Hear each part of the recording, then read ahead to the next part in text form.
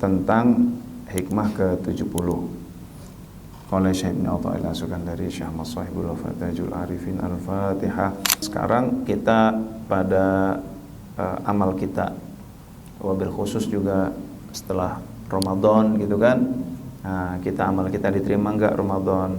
Zikir kita, sholat kita nih sehari-hari diterima apa enggak? Ada tandanya Bapak Ibu, yaitu man, siapa orang wajada samrata amalihi ajilan, siapa yang mendapati samrata amalihi, buah amalnya, manisnya amalnya, ajilan, saat ini, fahuwa, maka demikian itu dalilun, merupakan ala wujudil qabuli, atas adanya penerimaan dari Allah, ajilan, nanti, pada hari akhirat nanti.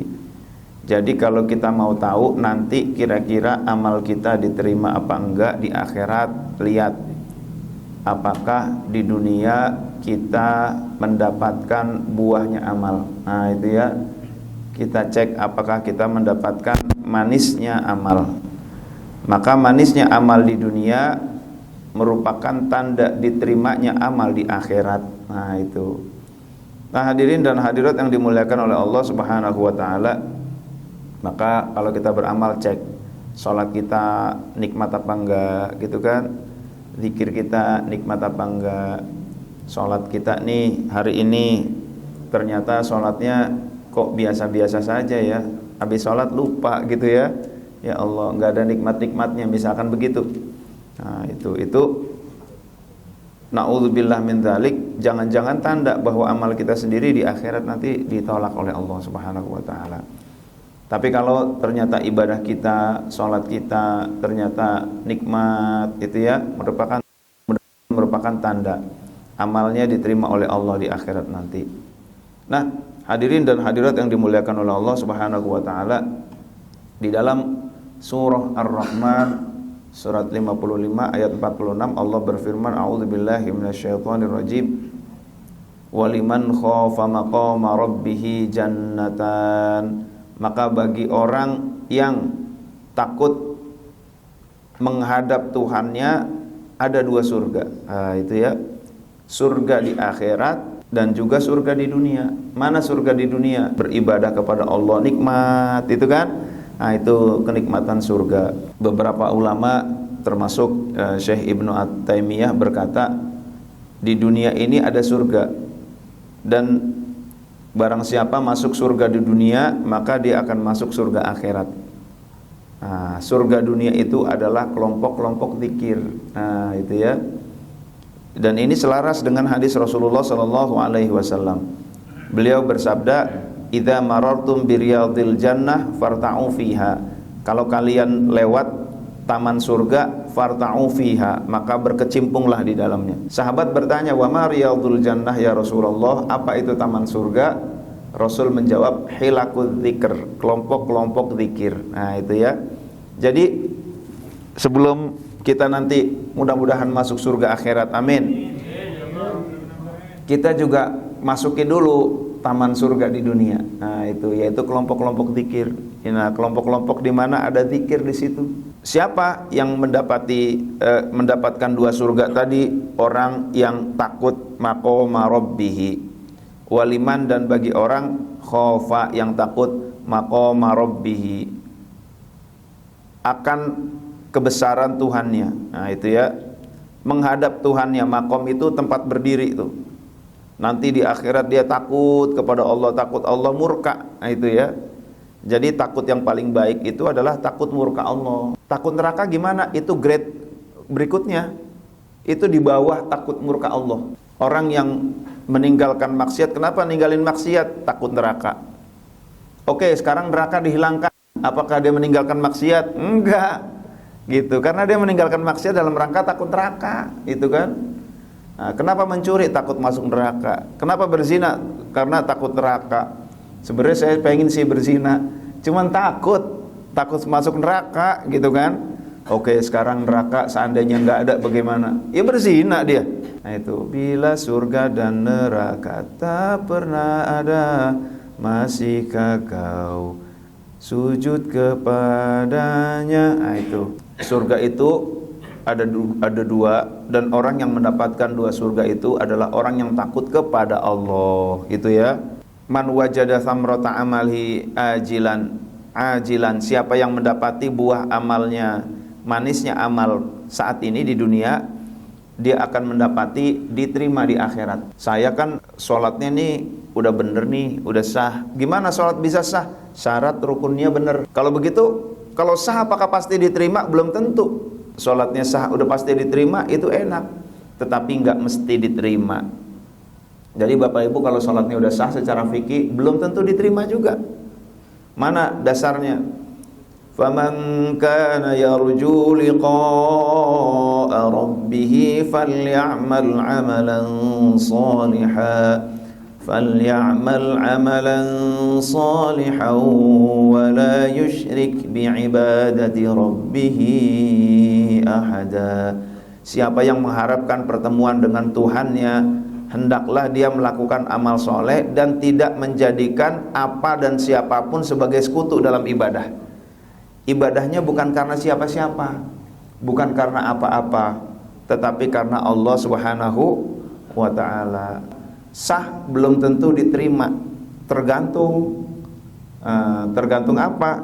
Tergantung dia ikhlas apa enggak. Wa qadimna ila ma 'amilu min 'amalin faja'alnahu haba'an manthura.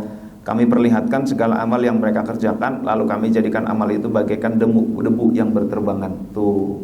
Jadi amalnya banyak tapi bagaikan debu. Debu juga banyak, tapi itu berterbangan, enggak berarti itu ya. Wa ma umiru illa liya'budullaha mukhlishina lahud-din hunafa. Nah, ini nanti akan kita bahas di bagian akhir.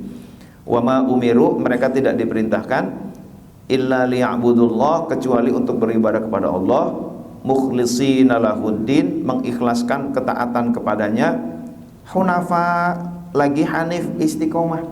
Jadi ada dua tuh, ikhlas dan istiqomah. Itu yang diperintahkan tuh. Apa sah itu? Ranahnya syarat dan rukun. Sah itu cerita yang tampak. Pokoknya sholatnya tampaknya benar, itu sah. Lalu sah ini tentang melakukan amal. Sah ini tentang seputar lahiriah. Sah ini ilmunya yang membahas tentang sah adalah fikih, itu ya. Lalu sah ini sifatnya formalisme, ada bentuknya, ya bentuk itulah sah. Sah ini bisa dinilai oleh manusia. Sholat sambil nangis, Mas Bahrun gitu ya.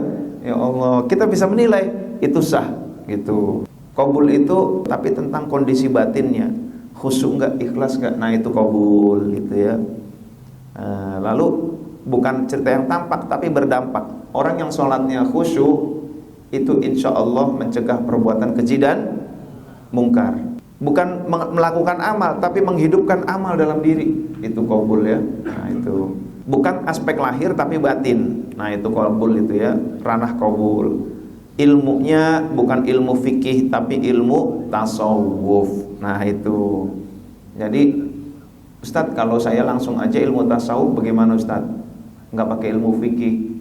Enggak ada qabul tanpa sah, gitu kan? Kalau qabul harus sah. Kalau sah bisa nggak tanpa qabul? Bisa. Tapi kalau qabul pasti sah. Saya nggak usah belajar fikih Ustaz, saya belajar tasawuf saja. Lah, mana diterima orang sholatnya nggak memenuhi syarat, gitu kan? Nah itu.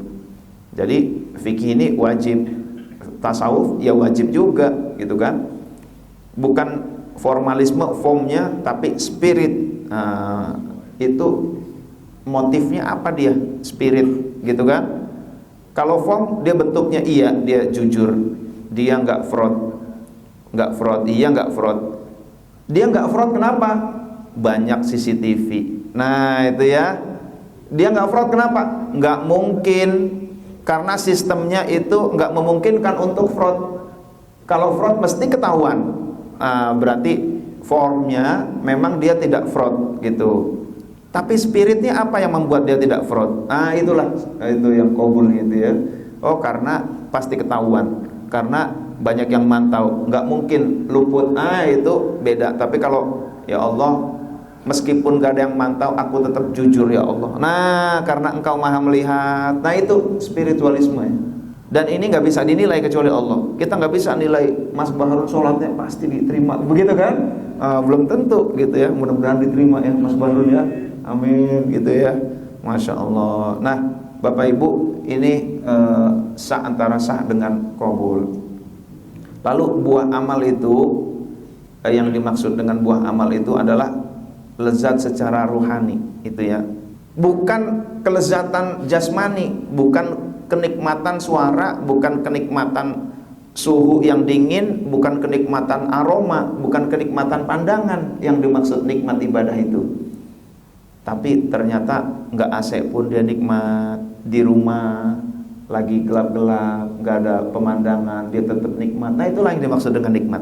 Innama yataqabbalullahu minal muttaqin. Sesungguhnya Allah menerima amal dari orang-orang yang bertakwa. Takwa itu di mana? Apakah di jidat ada hitam-hitam? Belum tentu. Takwa itu di mana? Apakah peci gitu ya? Pecinya bagus, udang-udang? Bukan. Takwa apa? Sorbannya panjang, jubahnya, gamisnya luar biasa, berlapis-lapis gitu kan? Takwa itu di mana? Kata Rasul, at-taqwa hahuna. Takwa itu di sini. Takwa itu aspek batin. Nah, itu ya. Dan Allah hanya menerima dari orang-orang yang bertakwa. Yang kedua, yang dimaksud buah amal itu karya, transformasi. Bukan sekedar khusyuknya, tetapi tercegah perbuatan keji dan mungkarnya. Saya pernah tuh ngajar inilah Quran ya. Pas gitu ada yang izin, Ustaz saya izin ya, mau kemana? Night club, kata dia gitu ya. Ya Allah, habis ngaji saya udah dijemput sama teman saya. Ya luar biasa gitu ya. Seimbang ya. Seimbang antara ngaji dengan night club ya. Ya Allah, saya bilang lah tadi ngaji, sekarang night club. Ya Allah, tapi lumayan lah gitu ya. Dia night club tapi masih ngaji. Daripada night club enggak ngaji, ini namanya kaum mendang-mending. Ya Allah, tapi lama-lama mudah-mudahan night clubnya hilang, ngaji terus gitu kan. Man amila sholihan min dzakarin aw untha wa huwa mu'minun falanuhyiyannahu hayatan thayyibah. Siapa yang mengerjakan kebajikan laki-laki maupun perempuan, dia seorang mukmin, sungguh kami pasti akan berikan kepadanya kehidupan yang baik. Orang yang mukmin, orang yang soleh pasti kehidupannya baik. Apakah orang soleh pasti kaya? Enggak juga. Kehidupan baik itu bukan kehidupan yang kaya, belum tentu kaya itu baik. Itu, tapi hidupnya tenang, gitu kan? Meskipun rezeki pas-pasan, tapi hidupnya tenang, berkah, gitu ya. Kebutuhan tercukupi oleh Allah Subhanahu wa ta'ala. Ada yang gajinya gede tapi nggak cukup membiayai hidupnya. Ada yang gajinya kecil, aneh. Itu biaya sampai anak-anaknya tercukupi. Nah, hayatan thayyibah, kehidupan yang baik. Lalu yang dimaksud dengan buah amal bisa jadi adalah konsistensi, istiqomah. Idza ahabballahu 'abdan ista'malahu qila kaifa yasta'miluhu qala yuwaffiquhu li'amalin shalihin tsumma yaqbiduhu alaihi. Jika Allah mencintai hamba, dia akan memakainya. Dipakai tuh orang. Dipakai apa? Bagaimana tuh? Yaitu memberikan taufik untuk amal soleh, lalu wafat dalam keadaan seperti itu. Nah, ini namanya buah amal. Orang yang istiqomah ibadah sampai mati. Lalu tanda nikmat itu apa? Tanda bahwa orang itu nikmat, tandanya adalah dia rajin. Nah, kalau udah menikmati ngaji, dia rajin ngaji. Kalau ngaku nikmat tapi kok nggak rajin, ini perlu diselidiki. Jangan-jangan dia pura-pura doang gitu. Tapi kalau rajin, alhamdulillah udah masuk waktu sholat. Nah, itu senang banget ya. Yang kedua, tanda nikmat itu banyak itu. Kalau orang bisa menikmati makan sate lah gitu ya, dia akan banyak makan sate. Nah, itu berlama-lama nggak apa-apa dia. Nonton bola berapa jam? Nonton bola 2 jam. Itu bukti bahwa bisa menikmati sepak bola. Ibadah juga gitu. Lama zikir, nikmat dia. Awalnya zikir cuma dikit, lama-lama zikir 165 kuat, lama-lama zikir 1000 kuat, lama-lama dari subuh sampai isyraq kuat. Istiqomah. Kalau udah nikmat ngaji dia istiqomah, nikmat sholat dia istiqomah, zikir istiqomah, itu ya. Bikin kangen, kapan? Hari Kamis, gitu kan? Pengen ngaji, dicas lagi, gitu ya. Lalu untuk menuju nikmat itu, Bapak Ibu ada 2 minimal.